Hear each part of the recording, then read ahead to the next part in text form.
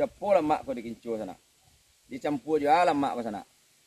Bayi jariang lagi kantring siro nak. Nah sana. Kalau sanak-sanak yang dari kampung yang dari kampung besok di kampung tuh tinggal di kota mah. Itu makannya kadang-kadang kan KFC. Oh, KFC, Kentucky. Leta kana samba-samba kampung modeko lai. Lai, ledo di kota modeko. Mungkin ada di kota dak. Tapi kadang-kadang dek jago-jago imek kan. Dek jago-jago imek mah. Amale lo makan apa kok? Makan sayur-sayur kampung awak kok gitu. Ada no itu dak. Yang tinggal di kota makanan lah tuh.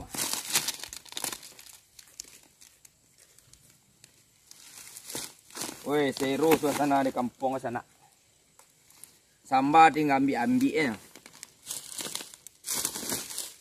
Yang tinggal di kota tuh Lendak gengsi makan-makan kok kalau lah balik kampung. Besok makan mah pizza. Oh, apa namanya pizza? Seblak. Seblak.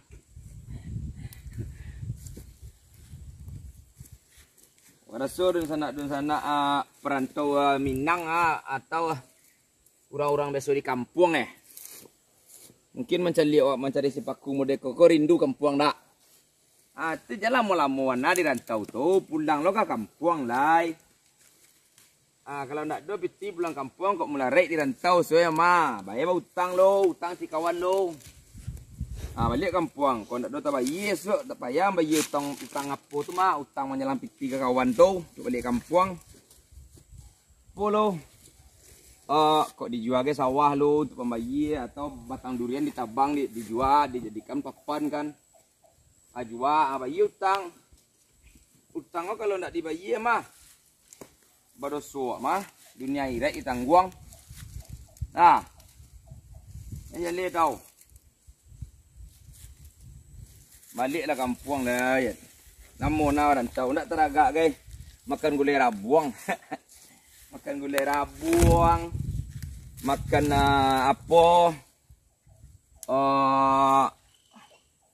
Gulai lobak. Kan apa lah ya? Makan gulai lobak.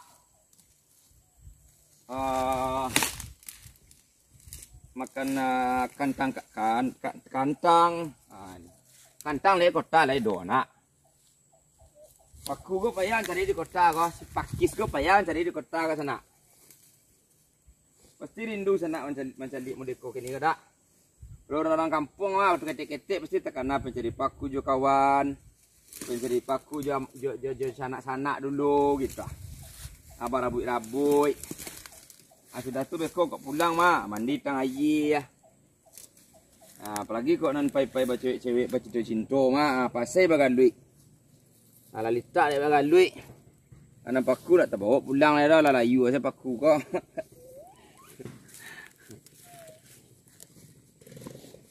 Mantap sana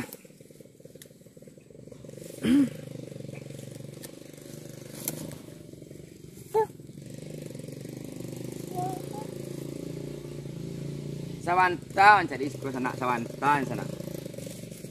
Aku ada nio apa?